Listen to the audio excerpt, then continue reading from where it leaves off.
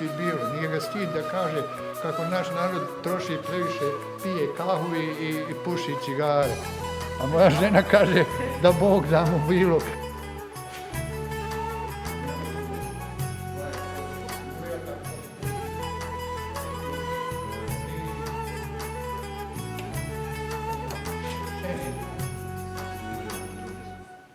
On je džebraja, a ja sam mezraja.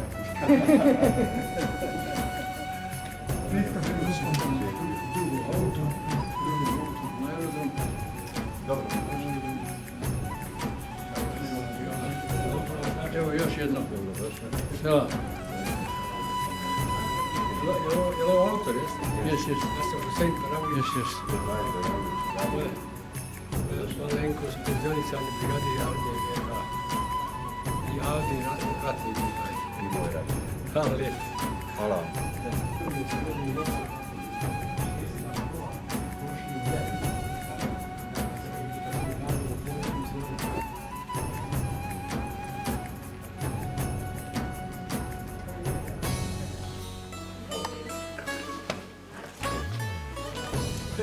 Evo, bravo. Gospođa Luci.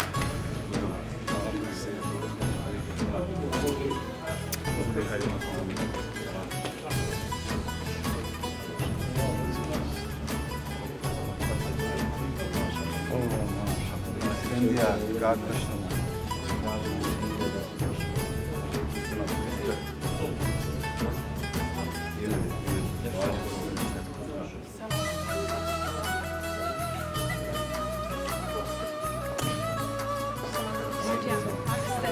Aleyküm selam. Aziz.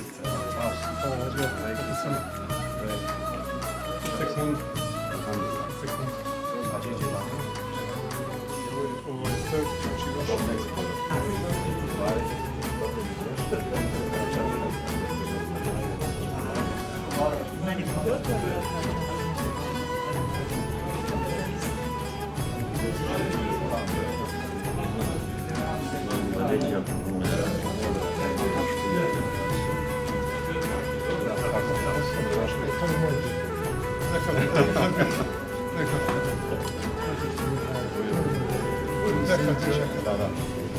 Sad će se Selam, saks. Jesi me klepala? Saznao sam od moga, da. Kako su ti mi dođe na Aziju?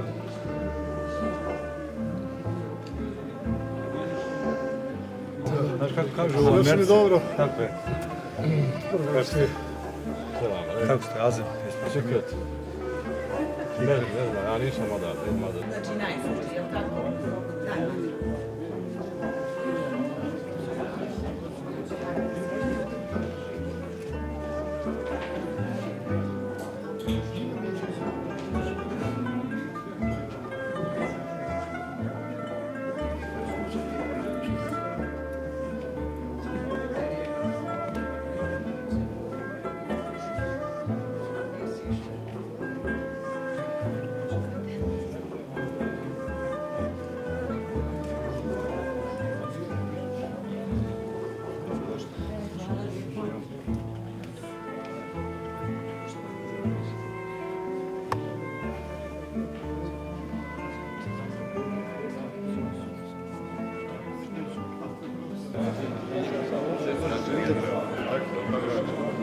Akademik.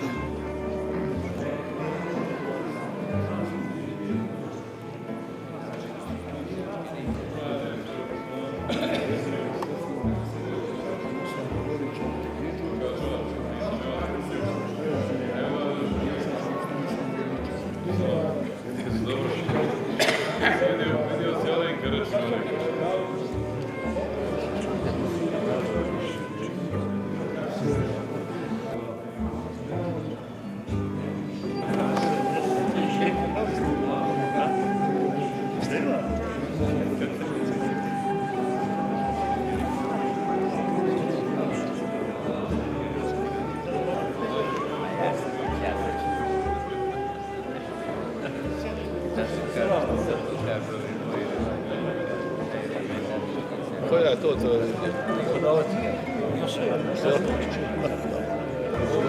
Ja sam njemu dao rješenje. Nije njemu neko drugi dao rješenje. Kako ide?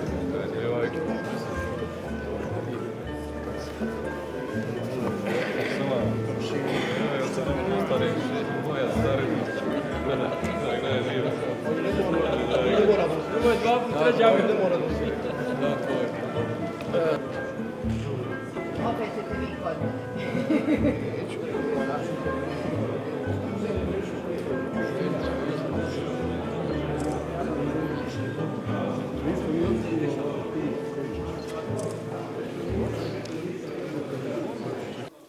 Cijenjeni gosti i gošće, dragi prijatelji, assalamu alaikum i dobrodošli na promociju knjige Bošnjački demokratski izazovi autora Džebraila Bajramovića.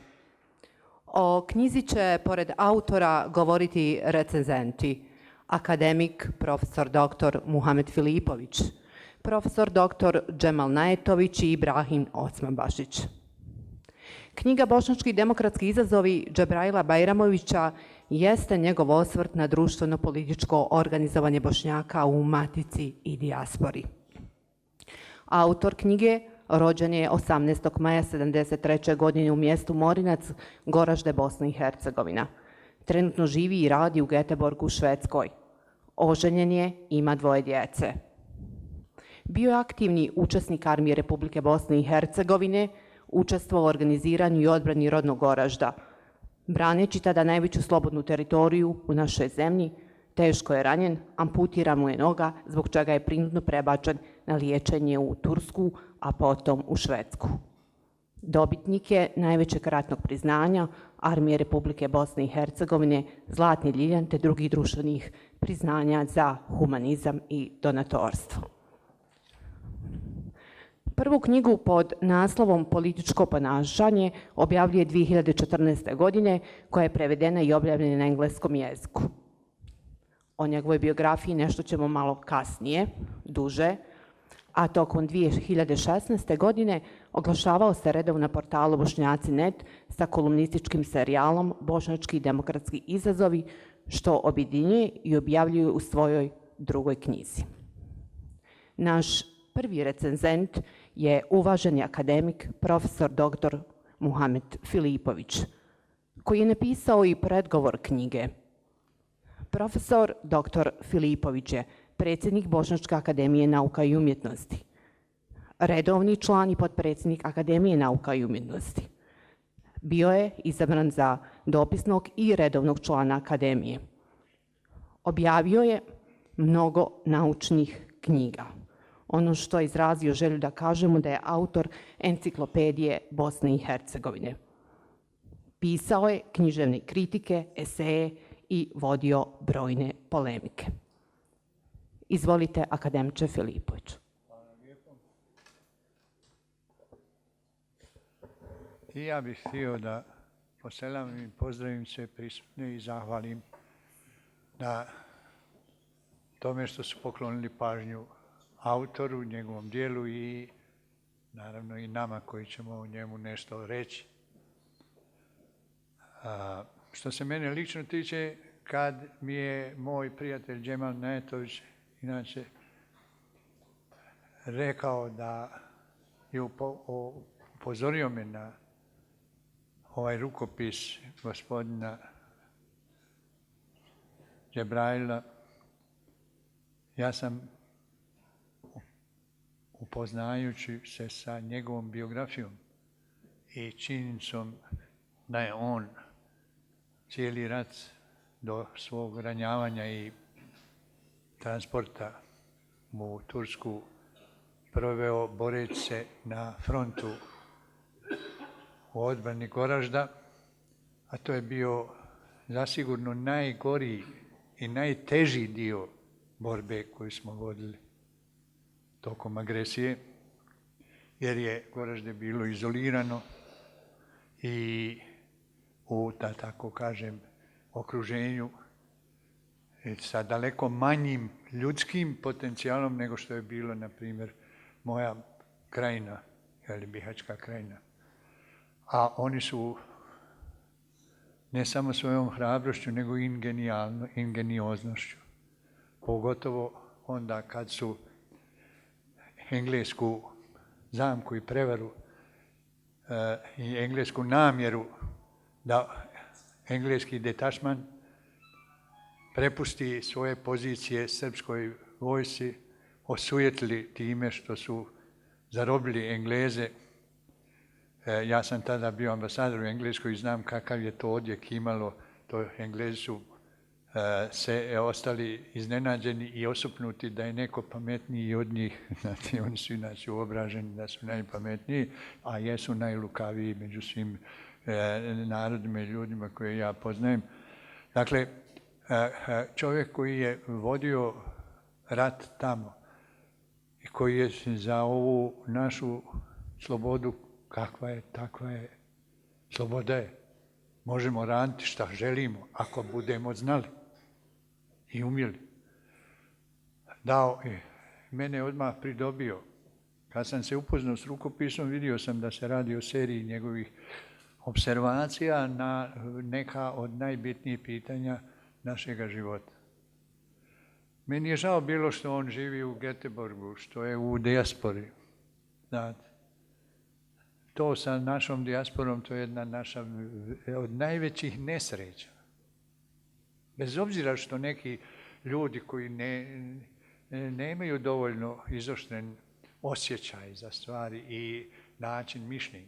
Čak sam čuo neki dan da jedan vrlo uvaženi naš političar kaže da je naša dijaspora zlatni rudnik, znači mi imamo, tamo trebamo ih kopati i iskorištavati.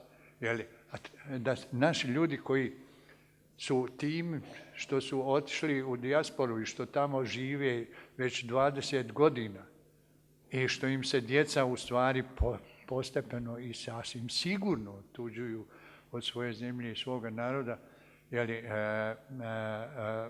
nisu nikakva sreća, znate.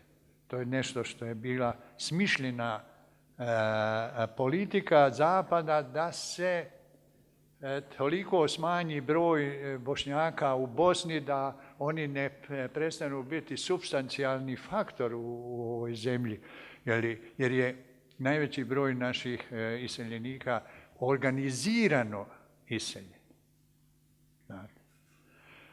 Međutim, šta je tu je, mi ne možemo sada mijenjati u istoriju unazad. To pokušavaju neki drugi. I, nažalost, takvi pokušaji su u najčešće, u stvari, se sastoju u nasiljima koji se vrši nad historijom. Međutim, čitajući njegov rukopis, ja sam vidio da je on vrlo oštar u observaciji, da je u identifikaciji problema i da razumijeva naše probleme. Tako je on u prvi plan istakao pitanje našeg jedinstva. Mi nismo uspjeli, evo otkako smo se suočili sa najdramatičnijim zbivanjima u historiji jednog naroda, to je da bude izložen agresiji i da njegova zemlja bude izložena agresiji, a on genocidu, mi nismo uspjeli da ostvarimo jedinstvo. Mi smo teško došli čak i do svijesti o sopstvenom identitetu. Trebalo je ogroman napor uložiti da svi naši, pa čak i ključni ljudi, shvate da mi imamo svoj identitet, da imamo svoju historiju, da smo narod koji je trajan, koji je najstariji i najdublje povezan s ovom zemljom. Da mi nismo tako, da kažemo, repa bez korijena. A ako je nama trebalo toliko vremena i toliko međusobnih, da tako kažem, polemika, jer glavni, ja sam učestvovao u toj borbi za priznavanje našeg identiteta i pogotovo u borbi da se mi identificiramo kao Bošnjaci, a ne kao muslimani, što se desilo 1969. godine. Jer ja ću vam to reći, da je, na primjer, kad je mene rahmetli Džemal Bjedić pozvao i rekao, hajde Muhamede, napiši ti referat za plenum centralnog komiteta o muslimanima kao naciji. Ja sam rekao, ja to ne mogu. Zašto? Pa ne, ja sam naučnik. Ne mogu ja lagati. Mi smo Bošnjaci, ako hoćete priznati nas u našom pravom identitetu, s našim pravim imenom, sa našom pravom historijskom tradicijom i sa činjenicom da mi kao Bošnjaci imamo legitimaciju nad zemlju u kojoj živimo, da je ovo naša zemlja. Rekao, ja ću napisati, ali ako vi pristajete na ucjenu Srba i Hrvata da mi možemo samo ostati i biti priznati kao muslimani, to ne znači ništa. To je samo formalno priznanje. To je priznanje iznuđeno činjenicom da je više nemoguće jedan cijeli narod skrivati pod nekakvom formulom neopredjeljenih i tako dalje i tako dalje. Eno ti, rekao Čimića, uzmi njega pa nek ti on piše taj referat jer on može pisati što god mu kažeš. Ja to ne mogu. Ja hoću da kažem, ako smo mi teško se borili za to da sami prihvatimo istinu o sebi. U tom najbitnijem pitanju, da znamo ko smo i šta smo. Šta je sad svim drugim stvarima?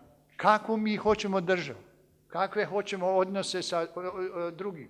Sa ljudima s kojima živimo, koji su nas jednom momentu ostavili. Jer mi smo u ovoj zemlji bili Bošnjaci muslimanske vjere, postojali su Bošnjaci katoličke vjere, postojali su Bošnjaci pravoslavne ili hrišćanske, odnosno kršćanske ili hrišćanske vjere i oni su u jednom momentu pod utjecajem propagande iz Srbije i Garašanovog načrtanija, prvo su pravoslavni vlasi i cincari prihvatili da na osnovu pravoslavlja da se integriraju u srpstvo i postaju Srbi, a kasnije su Hrvati pod utjecajem i propagande iz Hrvatske na osnovu katoličanstva optirali za hrvatstvo. Dakle, mi smo, jer ko poznaje našu istoriju zna da su naši preci, kad su 1828. godine zatražili od sultana da im prizna pravo autonomije i da izaberu sebi valiju iz svoga čovjeka, kako kažu, kojega dobro poznamo i u kojeg imamo povjerenja, jer Osmanska država nije više u stanju da se brine dovoljno o Bosni i o njenoj odbrani, a mi smo i onako Bosnu branili i odbranili je i sačuvali, onda su naši preci koncept te bosanske autonomne jedinice u okviru Osmanskog carstva, jer ako ste priznali autonomnu kneževinu Srbima, ako ste priznali Bugarima, ako ste priznali Grcima, zašto ne bi i nama priznali? Dakle, nastupili su u ime Bošnjaka svih vjera. Mi smo ostali sami da čuvamo to što je bit Bosne. Jer da je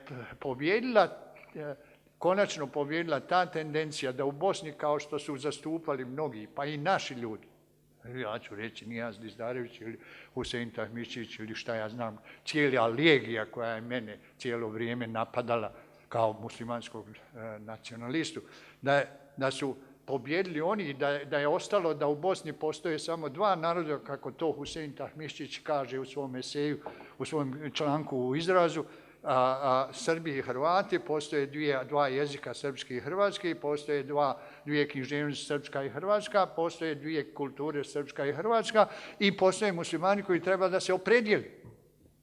Bosne ne bi više bilo. Čim nema više nas, čim nema Bošnjaka, nema Bosne. Znate?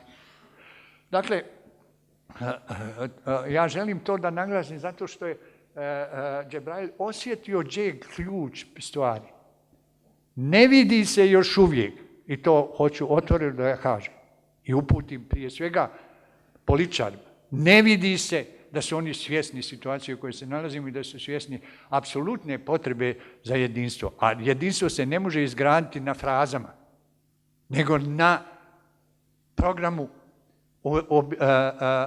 o Bosni, bosanskom programu. Nama je potrebna ideja kakvu mi zemlju želimo, kakvu državu želimo.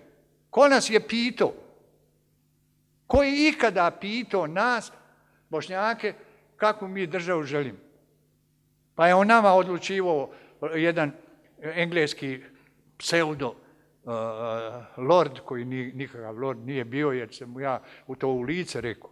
Kad je Silajđiću rekao šta vi hoćete, gdje vam je država, gdje vam je teritorija, Srbi vam sve drže, ja sam mu rekao, izvinite gospodine Oven, vi nemate prava da se tako obraćate ministru moje vlade. Nemate pravo. Ušutite. On je meni odgovorio, lorde, kao upozoravam je da sam ja neučtiv, da ga ne znam osloviti. Ja sam njemu fino, mirno rekao, slušajte vi, Oven, vi ste postali najniža vrsta, dobili ste baroneta, titulu baroneta, što je najniža vrsta plemstva u Engleskoj, zato što ste prodali Johnu Majoru svoju stranku. A ja sam potomak ljudi koji su bili Sandžak-Bezdi, koji su vladali teritorijama većim od Engleske. Rekao, ušutite vi. I onda sam rekao, idemo, mi nećemo razgovarati. Sreća da je tada Silajđić bio još svježi i na neki način svjestan stvari, pa je i on pristao i mi smo se digli i izašli. Onda je ovaj koji je vidio da je izgubio, trčao za nama, molim vas, vratite se. Rekao, mi nemamo s vama šta razgovarati. Mi nismo ovdje došli da nam sudite, nismo došli da nam govorite što smo i ko smo, nego smo došli da obustavite rat. A vi nas ovdje maltretirate i raspravljamo pola godine o rekonstrukciji naše države. Zašto ste zaustavili rat u Hrvatskoj? Zašto ne zaustavite u Bosni? Zašto pomažete ubijanje Bošnjaka? Imate 60.000 najbolje naoružanih vojnika u Bosni koji mirno gledaju kako Srbi ubijaju. I Hrvati, tako. Dakle, hoću da kažem, mi moramo znati kakvu zemlju želimo. Nije tu pitanje šta možemo. Nama se uvijek postavljalo, kad god bi ja, na primjer, intervenirao, onda mi je rečeno, a šta bi ti da si na mom mjestu? Nisam na tom mjestu. Prema tome, nemoj me pitati to. Pusti me pa ćeš vidjeti šta ću ja. Mi moramo znati šta hoćemo. Ima li iko u nas, u ovoj zemlji sada, u našem establishmentu političkom da zna šta hoće? Znaju Srbi. Zna Dodik, hoće on Srbiju. Zna kako se zove tamo u Mostaru, on hoće Hrvatsku. A Čović, a šta mi znamo? Šta mi hoćemo? Evo vidite, ta pitanje je postavio Džebrail i on se tamo u Göteborgu, ja sam bio u Göteborgu, tamo je klima, ne daj Bože. S jedne strane puše sa Sjevernog mora, s druge strane s Baltika, tmurno, kišovito, da Bog, maglovito i tako dalje. On tamo živi, a misli za nas. Znate? A mi ovdje živimo, a ne zna se šta misli. Pogledajte našu štampu, pogledajte našu, naganjaju se jedni drugi, optužuju, podmeću, rade, Bog zna, ne znam više. Pravo da vam kažem, imam 89 godina, a ne znam gdje smo, šta smo, kako smo. Znam da smo zalutali. Znate, ali nema one Ariadne iz Labirinta koja je Tezeju dala onaj končić da zna da se vrati kad zaluta.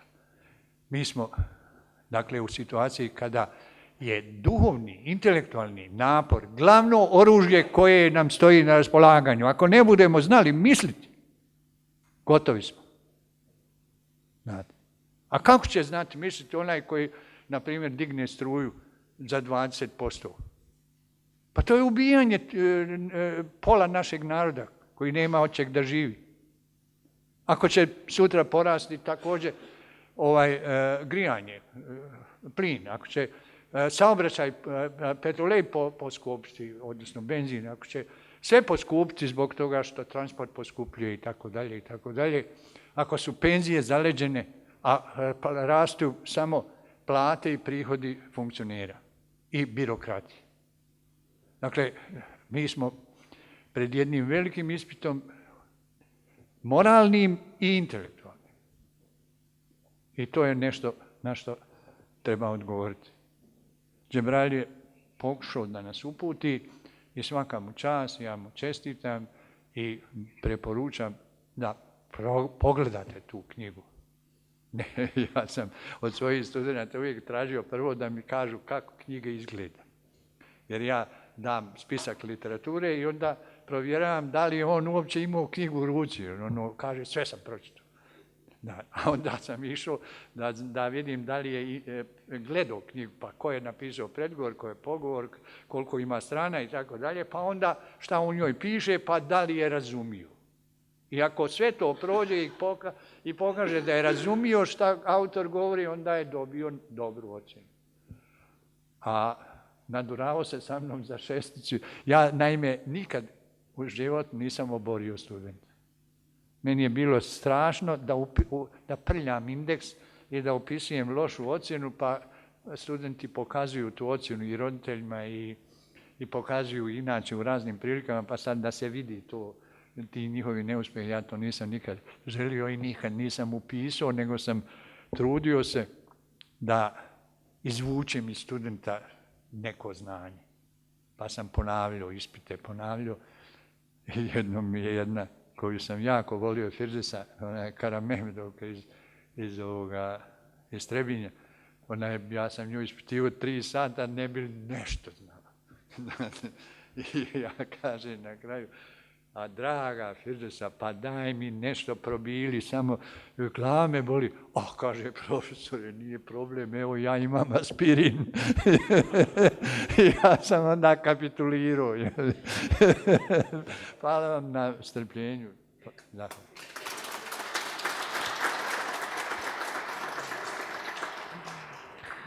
Zahvaljujemo cijenjenom akademiku, profesoru doktoru Filipoviću, neiznesenim riječima u ovom dijelu, ali posebno na toj autentičnoj interpretaciji, observaciji i ključnih i određenih pojmova koje smo imali priliku čuti.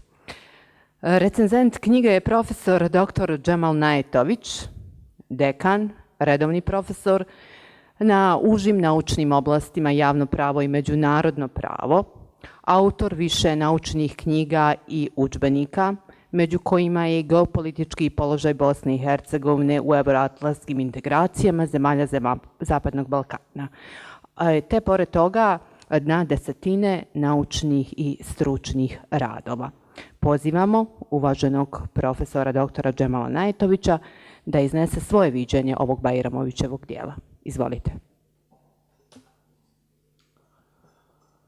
Veoma poštovani skupe. Sve vas selam i pozdravljam. Odavno nisam bio na dignitetnijem skupu. On je dignitetan između ostalog što mu prisustvuju 2 akademika, naš predsjednik i akademik Čekić, jedna samo popravka voditeljice, ne mnogo knjiga, nego akademik Filipović je napisao najviše knjiga od svih Bošnjaka. To je jedno i u vraćanju našeg nacionalnog imena odolijevao je i odolijeva brojnim iskušenjima i zato mu pripada velika zahvalnost. Nama je čast da je on prihvatio da izvrši recenziju ove knjige, a kad smo Džebrail i ja razgovarali ko bi to bio relevantan da piše recenziju, ja sam mu rekao da je najrelevantniji akademik Filipović uz uslov da on ima vremena i želi da to prihvati.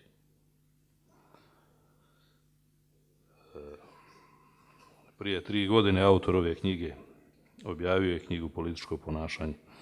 Očito je da je prethodna knjiga pobudila značajno interesovanje čitalaca. Knjiga Bošnjački demokratski izazovi je nastavak prethodne i odnosi se na demokratske izazove i deficite u bošnjačkoj savremenoj praksi. Oto da se može i treba čitati kao nastavak prethodne. Ono što je u njoj najbitnije jesu lični stavovi autora, njegova zapažanja i Ja sam ostavio ženu sama. Bez Žena bolesna i sama je. I ja ne želim da ona ostaje sama. Hvala. Ja vam se izvinjavam.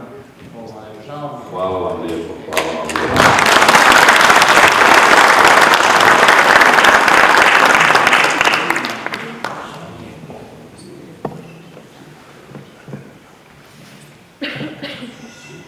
Dakle, u pitanju su lični stavovi, zapažanja i činjenice koje je autor tokom niza godina prikupljao, sintetizovao i analizirao. Zbog toga se ova knjiga može smatrati kao svojevrsna zbirka autorovih priča, eseja, ogleda koje je pisao u domovini i inostranstvu, od kojih svaka problematizira specifičnu temu. Svaka priča odnosi se na autentična događanja. Potrebna je velika količina namjernog nepoznavanja činjenica da bi se bilo koji dio sadržaja protumačio tendencioznim ili pak kao puka koincidencija. Na primjer, kad piše o Mostaru, a dosta je posvetio pažnje o Mostaru, zapravo svim dijelovima Bosne i Hercegovine, on otvoreno se pita kako taj gradonačelnik, gdje mu je obraz? 9 godina dolazi na posao, koga je izabrao? Koje je vijeće? Koji građani? Kojem gradskom vijeću odgovara? Ali on to onda kaže i dodaje još, elaborira da je to u stvari pilot projekat uništenja demokratije u Bosni i Hercegovini. I ne samo Mostar, nego i Stolac i tako. Autor je izvršio detaljnu analizu i sintezu stanja Bošnjaka u Bosni i Hercegovini i dijaspori, o čemu su pisali i drugi autori. Bošnjaka je u dijaspori više nego stanovnika u Republici Hrvatskoj, Luksemburgu, Islandu i Crnoj Gori ukupno. To je neraskidiva nacionalna supstanca, ali i lobi kojeg se niko ne bi trebao odricati. Pogubno je vršiti političke ustupke onima koji bi najradije da su Bosna i Hercegovina i Bošnjaci nestali. Teorijski i praktični diskurs problematiziranja teme u najširem smislu odlikuje stalno nastojanje afirmacije temeljnih principa demokratije, koji se nažalost prelamaju i kontekstualiziraju u višeslojan set političkih problema. Priče pojedinačno i u svojoj ukupnosti nose značajnu dozu informativnih sadržaja o političkim prilikama u Bosni i Hercegovini. Položaj Bošnjaka u Bosni i Hercegovini je vrlo složen i predstavlja nešto što je najutjecajniji subjekti međunarodne zajednice najradije ne bi ni otvarali, ne bi rješavali. Izgleda da velikim silama odgovara ovakvo teško stanje u državi, pri čemu Bošnjaci imaju pravo biti nezadovoljni i zabrinuti. Uprkos deklarisanoj konstitutivnosti, Bošnjaci su diskriminisani. Na svojoj koži osjetili su diskriminaciju u RS-u, zabrana obrazovanja na materinjem jeziku, izborne manipulacije u Srebrenici i sl. I u Federaciji, Mostar, Stolac i naseljima, inače koja su naseljena većinom Hrvatima. Bošnjaci gube na ekonomskom, političkom, demografskom i ostalim poljima. Umjesto ravnopravnosti, politikom konstitutivnosti, stanje u BiH izmijenjeno je u korist Hrvata i Srba. Prvi su pod snažnim utjecajem Zagreba, a drugi Beograda. Slobodno se može reći da se uočava otvoreni paternalizam Srbije u odnosu na RS i Republike Hrvatske na dio Federacije BiH, što se može smatrati kao projekcija velikodržavnih aspiracija. Bošnjaci nisu izgubljeni. Budućnost je u našim rukama. Ova knjiga ne znači pokušaj optuživanja niti pravdanja bilo koga. U njoj je objedinjena i sistematizovana hronologija demokratskih izazova u Bosni i Hercegovini. Ona je proizišla iz napornog, velikog i pasioniranog rada. U knjizi su obrađeni brojni dosadašnji politički propusti donosioca odluka vezanih za Bosnu i Hercegovinu sa dubokim analizama i snimanjem trenutnog stanja i u manjoj mjeri predviđanje budućnosti.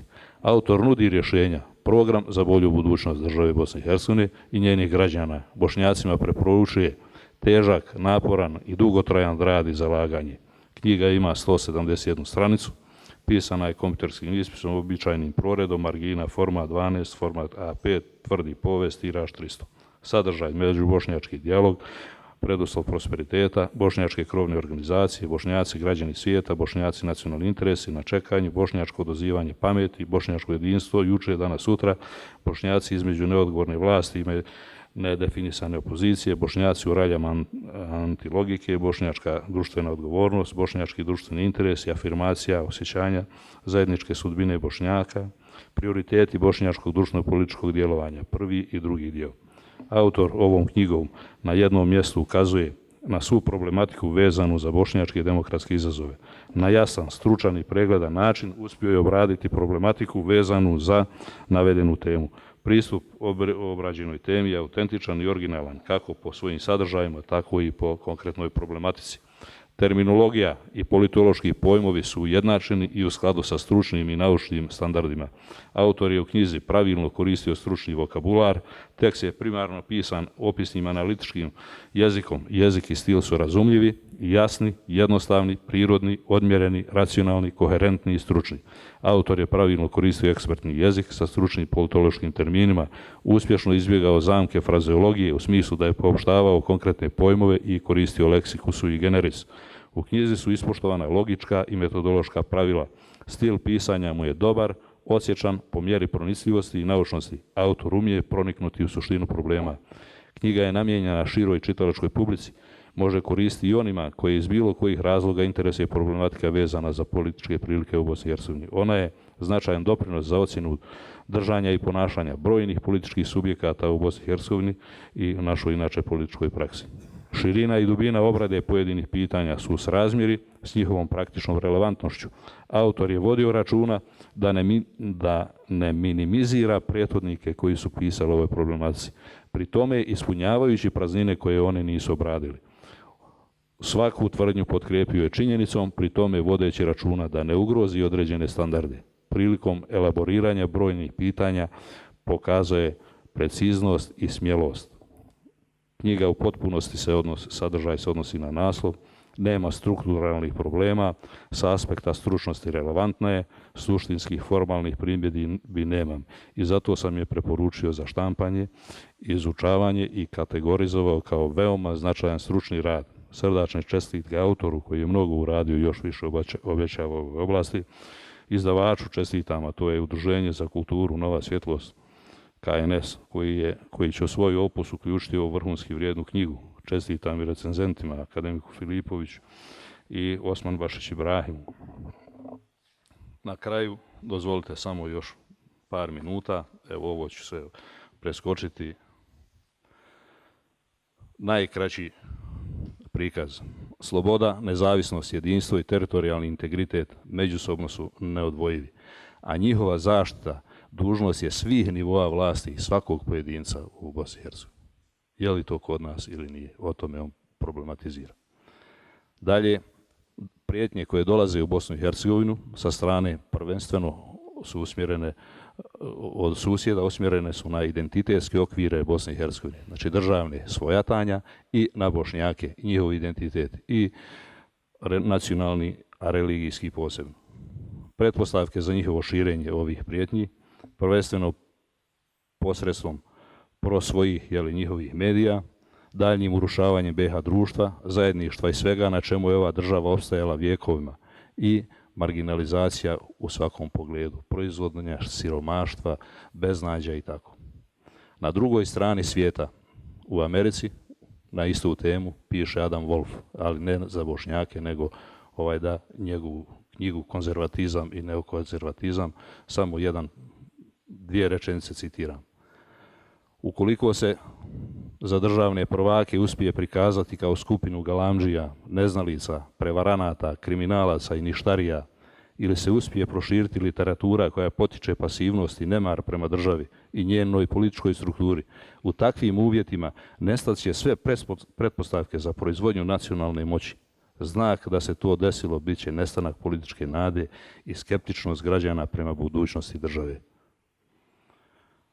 Dalje, kod nas je posebno izraženo nastojanje da se našteti našem statusu kod sprečavanja naših političkih i ekonomske saradnje s drugim državama, posebno neposrednom širem okruženju i uspostave dobri međunarodni i međudržavni odnosi. Kako naše fabrike sve duhana stradaše? U isto vrijeme fabrika Rovinja kod Teherana ulaže 36 miliona eura, pravi najveću fabriku duhana. 4.500 radnih mjesta. Saudijskoj Arabiji prodaje vodu i tako. S druge strane i Srbija, da ne kažem, i školovanje vojnog osoblja, naoružanje vojna oprema izvozi i tako. Mi ne smijemo se pojaviti u saradnji s bilo kime koje je musliman. Ni Turskom, ni Pakistanom, ni Saudijskom Arabijom, ni Iranom, ništa. A oni smiju, oni desetine hiljada zapošljavaju i enormno pune budžet. To gdje sam ja rođen, a to je kod Zenice, kažu vika na vuka, a lisica jede meso. Mi smo za njih gubavci, obolili, imamo bolest, teroristi, bijela Al-Qaida i sve kako prepadaju Evropu i svijet sa nama. Nažalost, normalna, da ne kažem jaka država Bosna i Hercegovina, nije ono što susjedi žele. Traže svaku priliku za slabljenje naše države. Dovoljno je svjedočanstvo o tome da je svaka politika usmjerena na jačanje države i njenih institucija od susjeda bila dočekana s podozrenjem. Evropska unija i Amerika, Sjedinjene Američke Države, treba da znaju da je saradnja s Bosnom i Hercegovinom garant uspješne realizacije projekta zvanog Mir i sigurnost. Lakše je biti u Sloveniji, ne znam, bilo kojih državama, vlastelin i tako. Ovdje šta god se uradi, jednom valja, trojici ne valja i tako. Veoma teže. Dalje, ukoliko zaista žele širenje regionalne saradnje i uspješnu borbu protiv svih ovih zala i tako na Balkanu, trebaju prihvatiti činjenicu da se strateška uloga Bosne i Hercegovine u tom pogledu ne da poreći. Nakon tako i toliko dugo pogrešno vođene politike prema Bosni i Hercegovini, oni mogu popraviti ranije greške. Stvarna borba protiv svakog zla može se odvijati samo kroz snažanje zajedničkog tržišta u široj regiji, a to podrazumijeva uključenost država Zapadnog Balkana i jugoistočne Europe. Ali ne ovako kao Agrokor. Mi ćemo tek posljedice osjetiti Agrokora. Prije je bio i Slovenije, bili i stalno neki stresovi ovdje, šokovi. Tamo se oporavimo malo, onda nam opet udri po glavi. Takva saradnja ne bi nimalo remetila bilo čije ekonomske interese, već bi ih samo upotpunila. Regionalna politička marginalizacija Bosne i Hercegovine znači da se u bližoj budućnosti ne može računati na njen napredak u oblasti trgovinske, ekonomske saradnje i sigurnosti uopće. Nažalost, ovo je naučna jedna konstatacija, to je lični stav, a daj Bože da bude daleko, daleko bolji, već od sutra. Veoma je bitno da politički prvaci budu svjesni svojih postupaka i govora po građane drugih društava. Ako je to korektno, tada se stvara specifičan senzibilitet jednog društva prema drugom. Hvala vam na pažnji.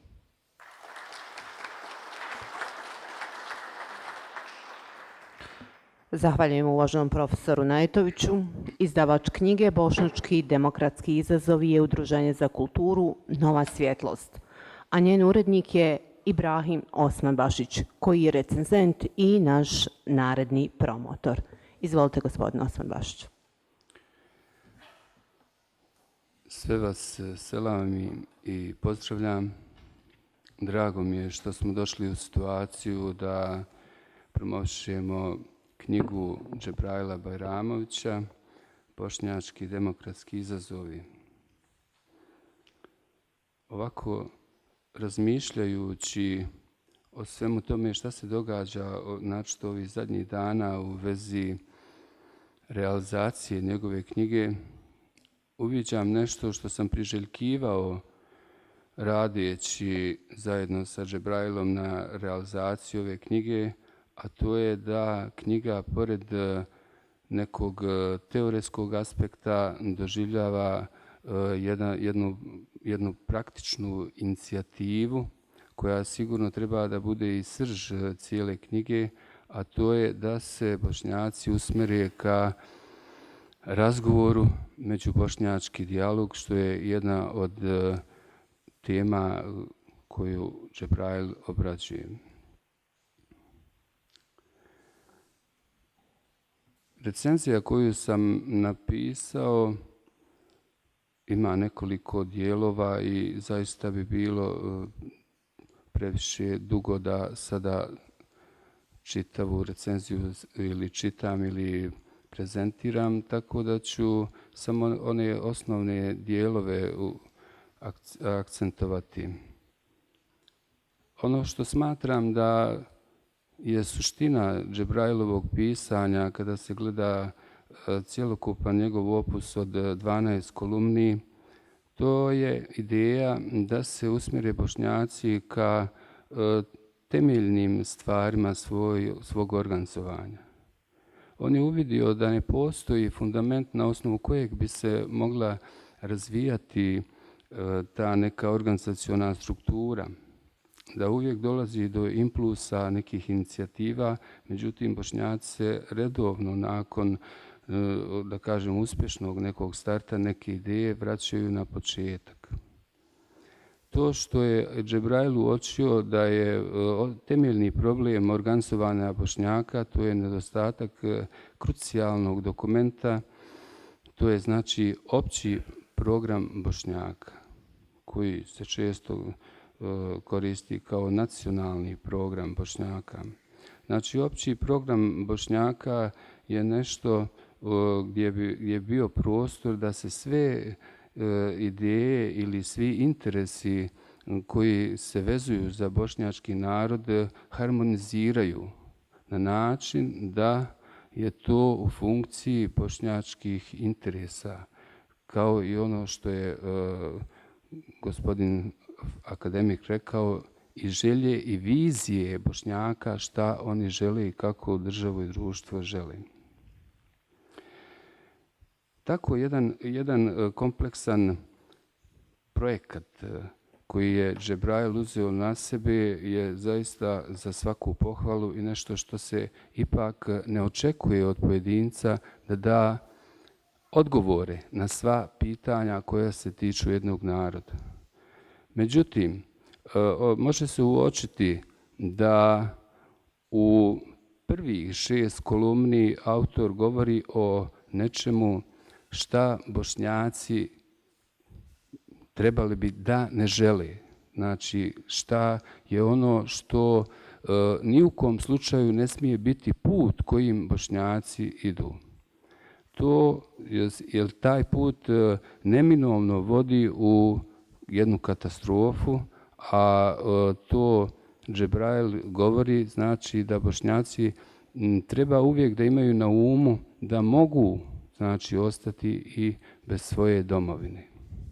Sama ta činjenica da je njihova egzistencija ugrožena u stvari je dovoljan motiv da se veoma ozbiljno pristupi razmišljanju o nečemu što se zove, znači, zajednički nastup, znači, ili kreiranje tog dokumenta u kome ne bi trebalo da bude sumnje.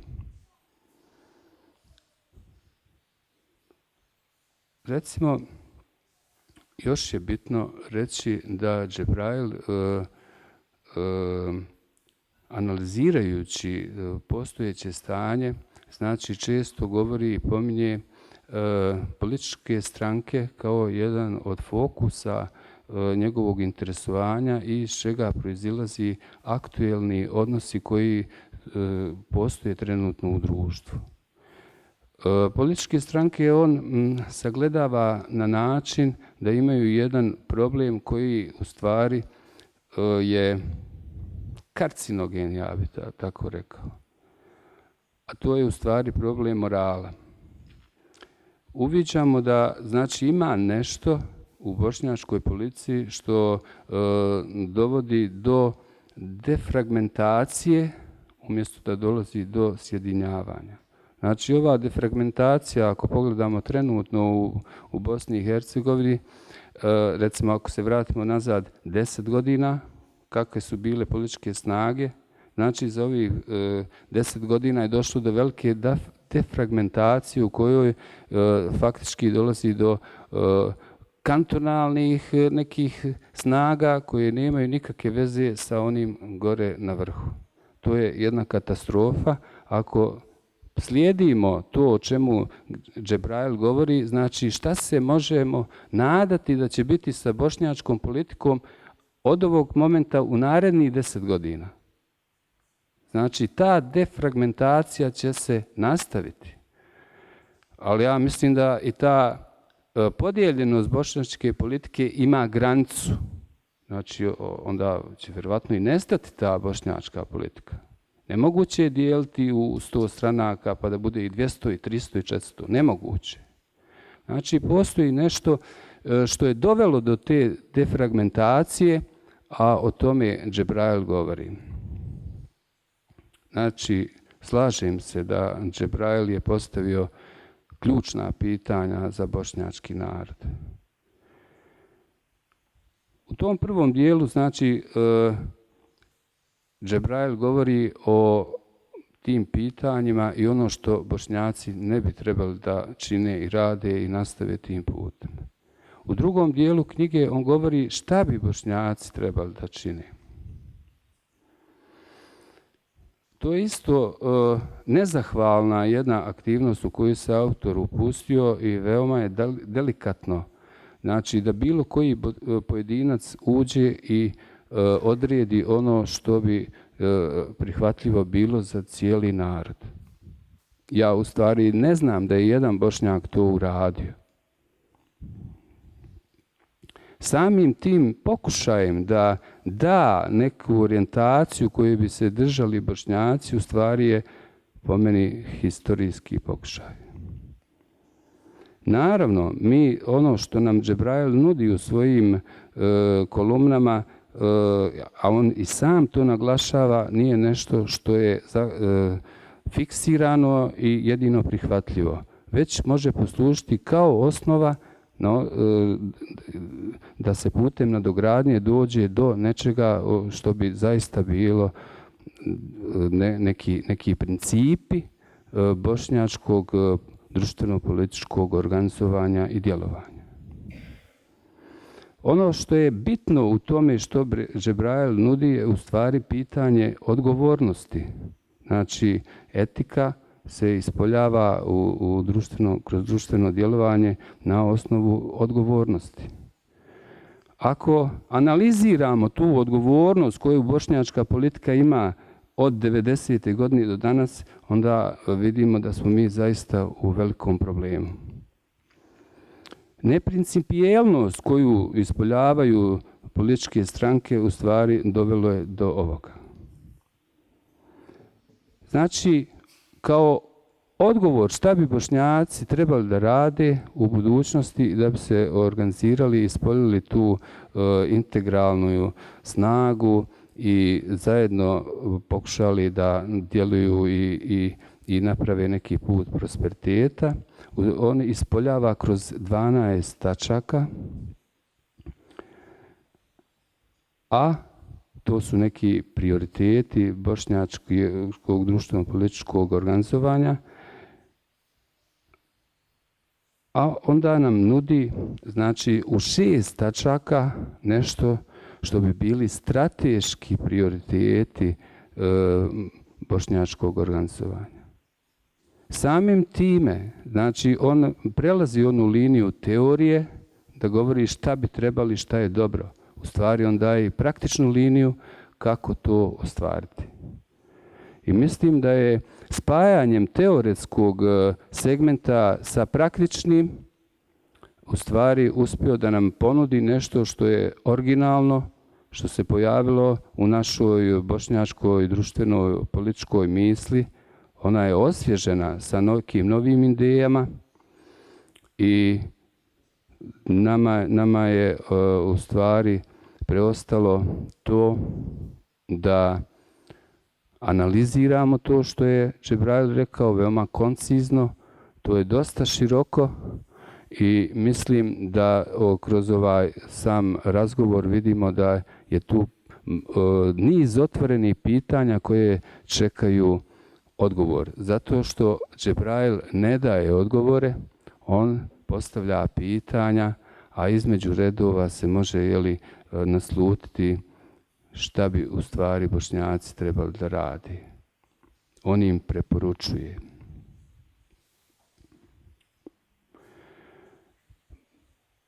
Možda još da kažem da u svom promišljanju Džebrail nas potiče da resurse svog načina kako da prevaziđemo stanje u koje se nalazimo u stvari da je još jedan segment, a to je što u svaku kolumnu ili većina tih kolumni navodi biografije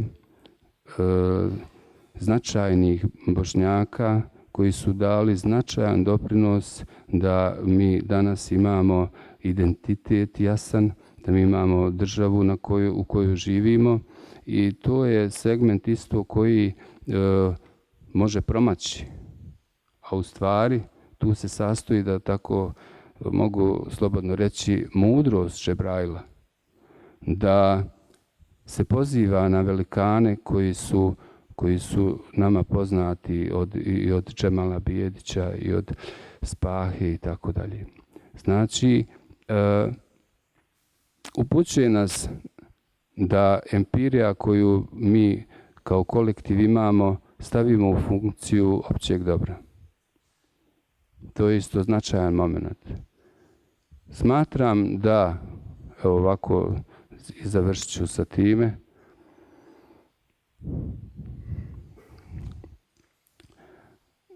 da je neophodno da postoji neka organizacija koja bi radila na tom nacionalnom ili općem društvenom programu Bošnjaka, koja bi bila otvorena za ideje, koja bi to fizički skupila sva razmišljanja pozitivna u tom smjeru i da bi onda mnoge ideje ovdje koje su izložene mogle da budu praktično i primijenjene.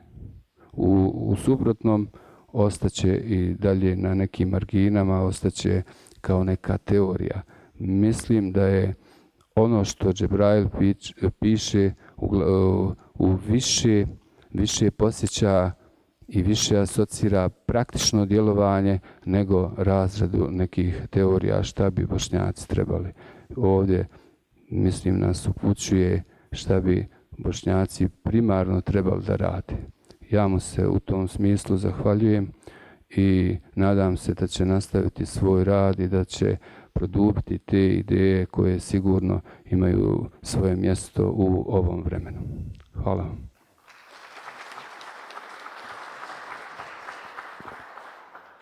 Zahvaljujemo se recenzentu i uredniku knjige, gospodinu Osman Bašiću, na ovim riječima.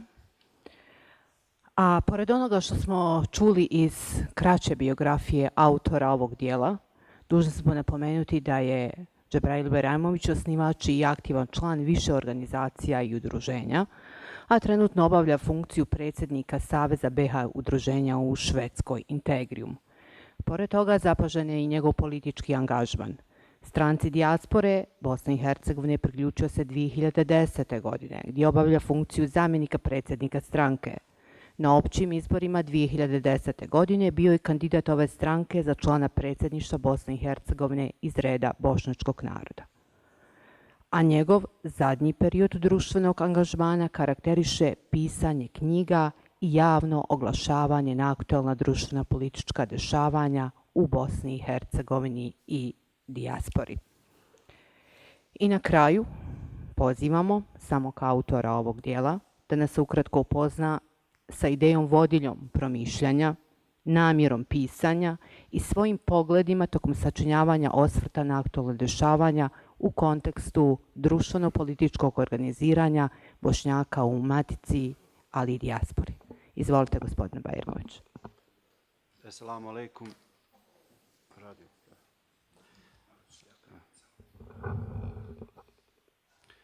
Hvala vam svima koji ste danas odvojili svoje vrijeme u ovom lijepom danu i od porodica i od posla. Neki su odvojili sigurno i novac da bi došli ovdje iz daleka, pošto vidim iz daleka da su ljudi došli. Hvala vam puno. Ja bi samo uvaženu moderatoricu ispravio. Ja sam bio kandidat za bošnjačkog člana predsjedništva 2014. godine, a ne 2010. godine, ali to je samo jedna stepenica u životu. Ono što mene vodi i što mi je vodilja ste upravo vi, Bošnjaci. I u ovoj knjizi ja pišem o Bošnjacima. Da li to bili Bošnjaci muslimani, Bošnjaci katolici, Bošnjaci pravoslavci, ja pišem o Bošnjacima. Da ne bih puno duljio, ja sam ovdje nešto i napisao.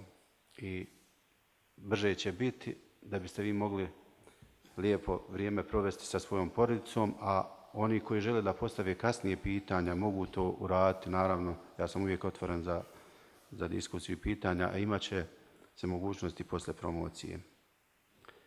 Poštovani saborci, generali,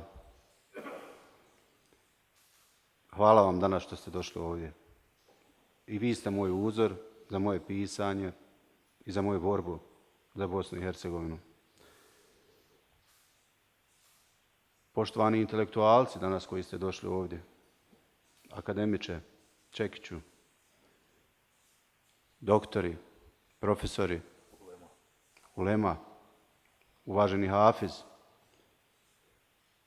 hvala vam, vi ste uzor onaj koji smo svi od Allaha obavezani da budemo, da se zajedno držimo užeta i da zajedno se borimo i za vjeru, i za državu, i za ovaj naš narod napaćeni kroz stoljeća. Omladino, hvala vam. Vi ste moja možda najveća nada za ovu Bosnu i Hercegovinu, nije možda nego sigurno najveća nada za Bosnu i Hercegovinu. I hvala vam vi danas koji ste odvojili svoje vrijeme. A znamo danas da je vrijeme za omladinu vrlo važno. Hvala vam koji ste podržavali sve ovo vrijeme objavljivanje mojih kolumni i u trenucima moje nedoumice, straha ponekad, da li nešto pišem ispravno, da li će izaći ili doći do pravih ljudi, da li ću naići na negativne konotacije. U ovom vremenu sam osjetio podršku od vas, bilo to preko socijalnih medija, bilo to direktno. Uvijek sam osjećao podršku. Naravno, uvijek sam primao i konstruktivne kritike i to sam uvažavao od mnogih ovdje koji sjede, koji su mi davali i ideje i bili uzori u onome što radim i što ću raditi ako Bog da. Danas se može osjetiti ovaj dan da se je trud isplatio u ovome vremenu koji sam odvojio za pisanje i prve knjige i ove druge knjige. A ako Bog da, inšalah, i nastavit ću. Naravno za bolju budućnost svih nas, a prvenstveno Bosne i Hercegovine kao države i bošnjačkog naroda. Moja je želja bila da bošnjačkom narodu ukažem na demokratske izazove kroz koje prolaze i koji ga čekaju u budućnosti. Biću zadovoljan ako u bilo kojoj mjeri svojim razmišljanjem, promišljanjem utječem na one koji dolaze posle nas ili na nas koji smo ovdje. Ako mi budemo promijenili sebe, neće biti potrebno da mijenjamo političare. Oni će sami promijeniti sebe jer neće imati podršku u nama. Bošnjaci su svjestan i mudar narod, ali su u vremenu i prostoru iskušenja, dunjaluka, materijalnog, imaginarnog i svega onoga što nije u kontekstu onoga što bi držalo taj etički nagon ili moral ljudi na jednom nivou u ovome vremenu i prostoru. Ja živim u Švedskoj i dobro mi je poznata nostalgija prema domovini, prema vama, prema Bošnjacima, prema mojoj rodbini, prema mojoj majci, koja je evo danas ovdje.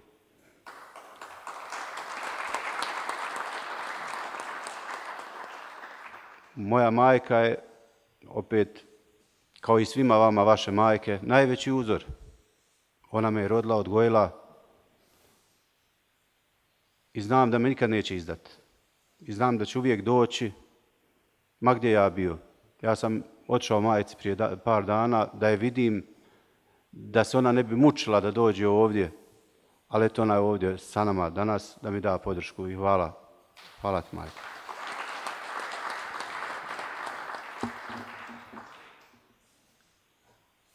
Zajednička nam je ljubav ne samo prema našim roditeljima, nego prema našoj domovini, prema patriotskim načelima, i dužnost nam je da vodimo računa o zajedničkoj domovini, osjećaju zajedničke sudbine koja nas čini jednim narodom, ma gdje bili trenutno nastanjeni normalno. Naši časni preci su uložili ogromne žrtve da bi mi danas kao narod imali svoje ime, mjesto pod suncem i imali svoju državu, gdje nikada Bošnjacima nije bilo tijesno sa svojim komšijama drugačijeg svetonadzora.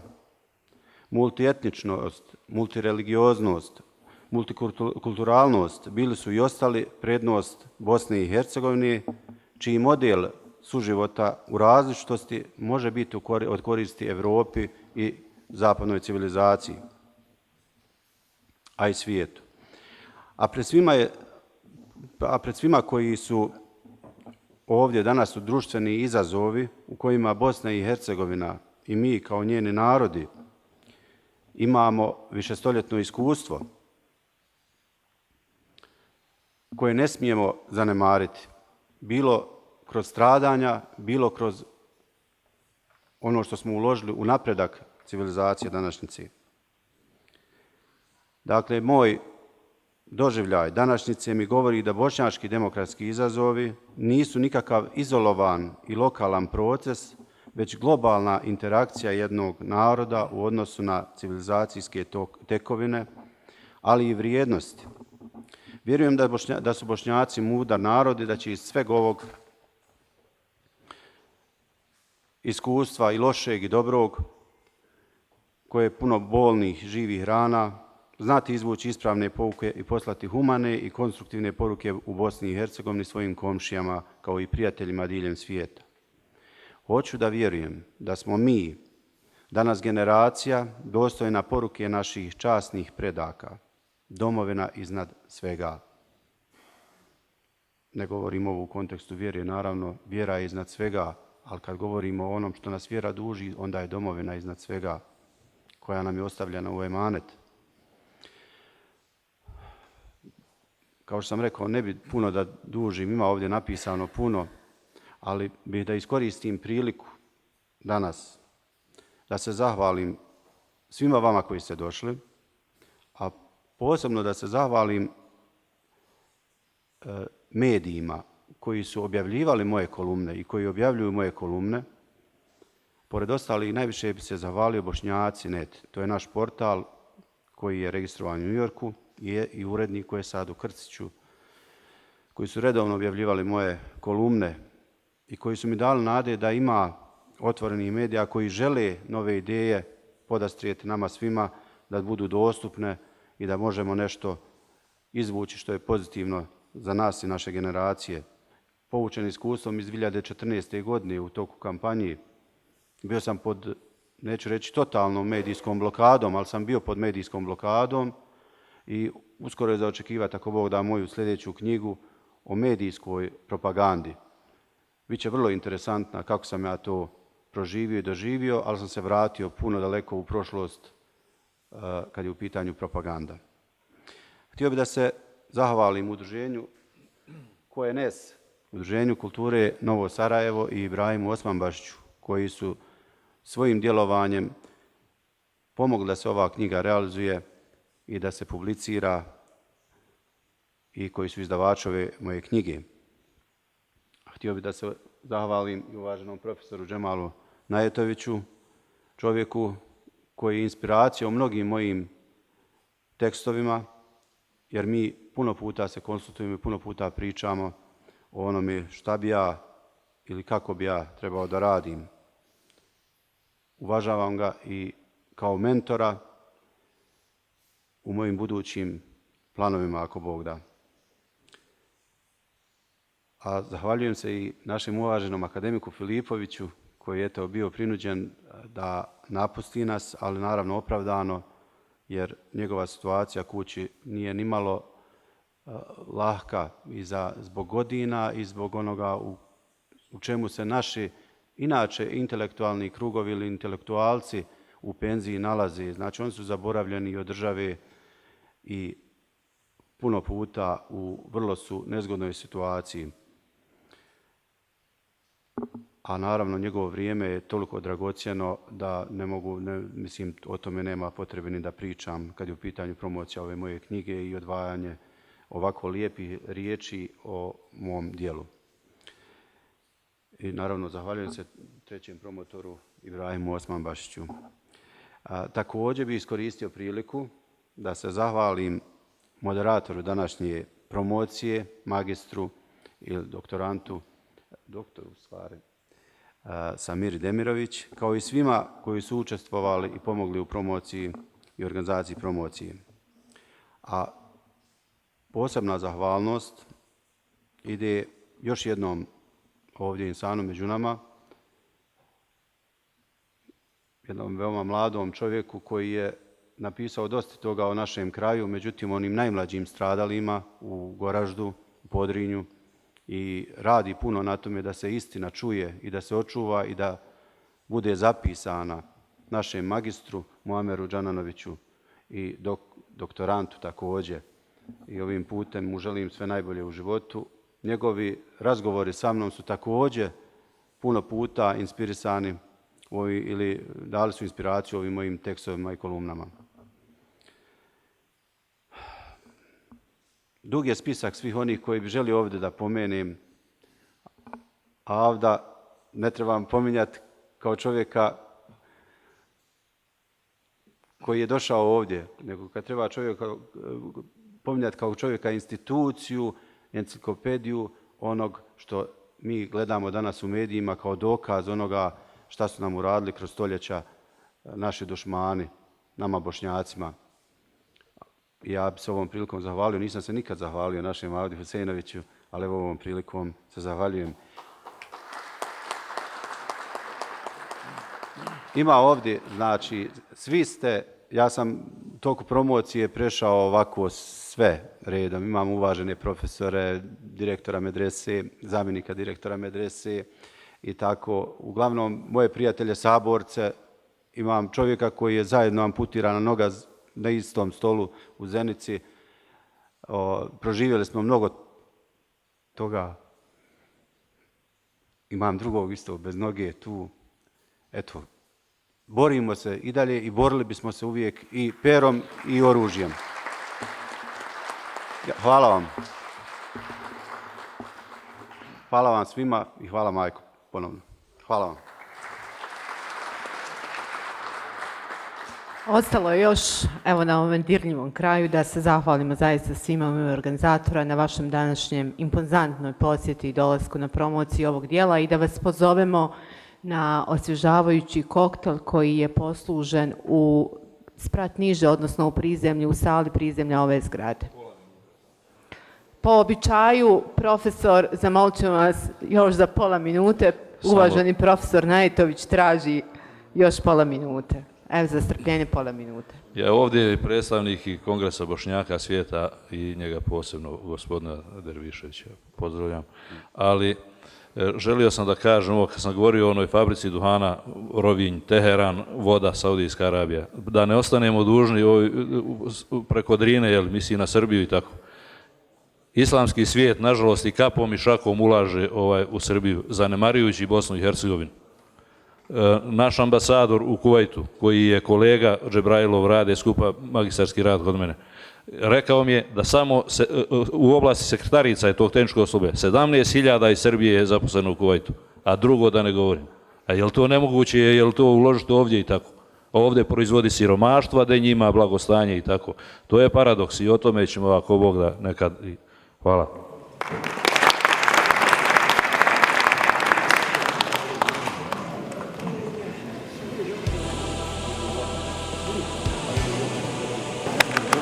Kada došao?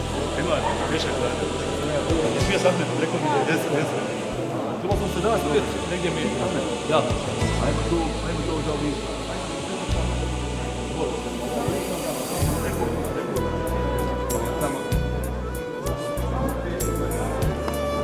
Ja ću nju da plaćam, to je autor bez posljedice. Zato sam ja cijela ovako i pripremila i ovo. Da, kako?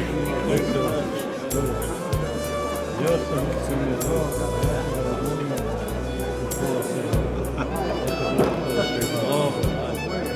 da Tako dobro, još jednom razumio sam se u pola.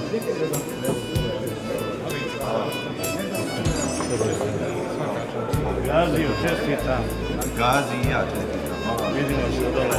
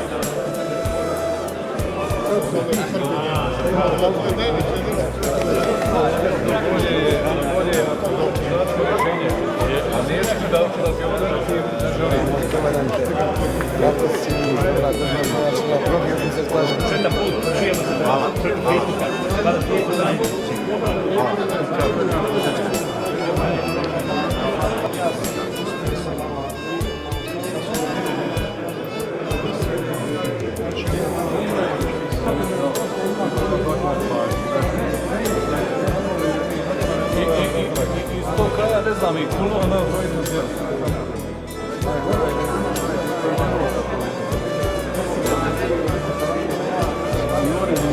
Ja, da mi čestak da tiš kako kažu, bude još tišno.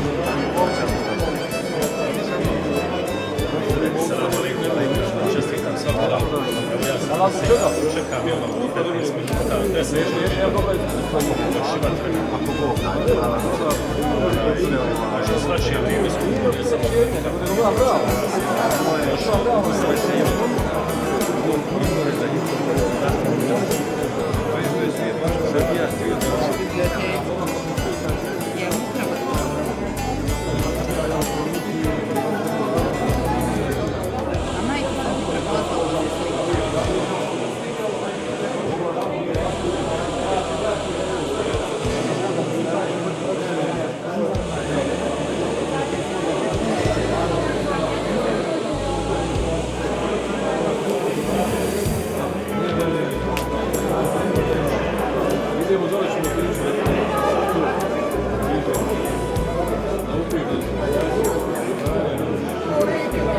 Imaš posjetu u mojoj knjizi.